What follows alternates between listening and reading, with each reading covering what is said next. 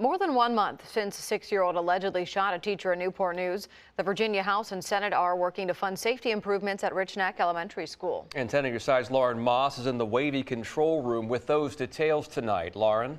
Tom, Delegate Mike Mullins was one of the first lawmakers to respond to the shooting at Richneck. He told me some of the elementary classrooms don't have doors, which is a potential security risk. That's why he and a Virginia state senator want to help. Something needed to be done very quickly. In the wake of the Richneck Elementary School shooting, Delegate Mike Mullins heard from teachers concerned about the open classroom format inside the building. There were a number of classrooms in Richneck Elementary that were built in a 60s and 70s open classroom format.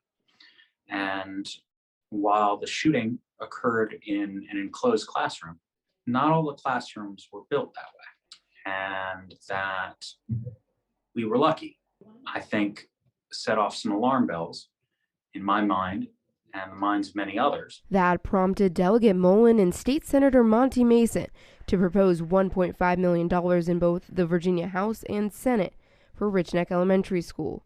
On the list, adding doors and walls to enclosed classrooms. The ability to harden portions of the school jumped out. And it's not just Richneck that will benefit. One problem snowballed to help other schools in the Commonwealth. The Senate really heard what we were saying. I mean, it really resonated with Senate Finance to the point that the way they chose to do it was put $50 million in for safety measures statewide. And in the verbiage for the Senate Finance report, called out examples like Newport News specifically.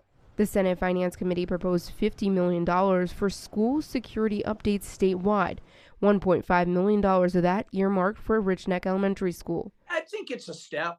I think it's our way of showing we care. I think it's our way of showing we are focused on a specific circumstance and situation. This isn't the only thing Mason and Mullen want to be done.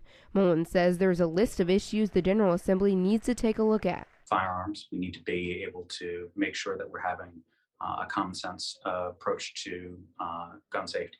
We need to make sure that we're dealing with mental health issues, making sure that we're dealing with school counselors. The budget amendment aren't finalized. The funding was approved by the finance committees of the House and Senate and still have to go to the full House and Senate. If approved, it would head to Governor Glenn Youngkin's desk. I'm Lauren Moss, 10 on your side.